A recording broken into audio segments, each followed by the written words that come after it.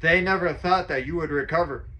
They watched you fall apart and quietly decided that your story had ended there.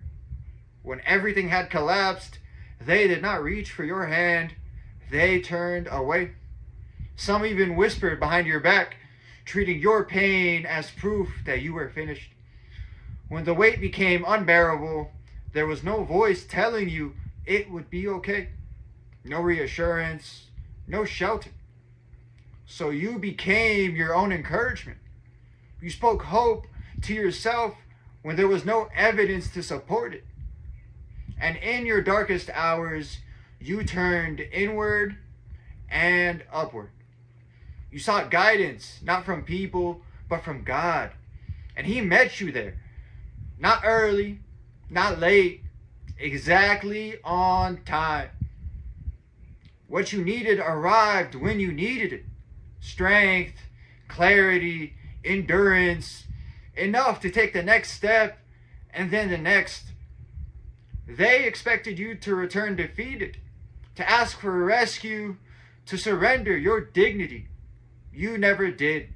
Instead, you rebuilt quietly, increment by increment. Even when progress was invisible, you showed up day after day.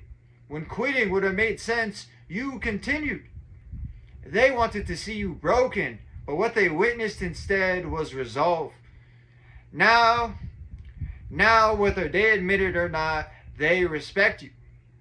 Your transformation silenced every accusation. They see you differently now, as proof that resilience is real, that faith sustains, that collapse is not the end. You became a light simply by surviving and continuing.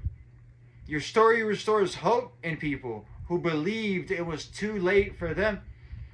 Not because you preach, but because you endured. I'd like to end this message off with a parable. There was a man whose house collapsed in a storm. The neighbors gathered, not to help, but to point. They said if he were strong, his house would still stand. So the man rebuilt in silence.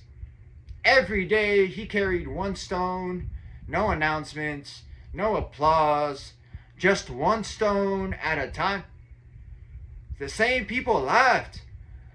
That wall will never hold, they said. Years later, another storm came. Their houses fell again, but his did not. And only then did they understand that the wall was not strong because it was tall. It was strong because it was built when no one was watching. The lesson?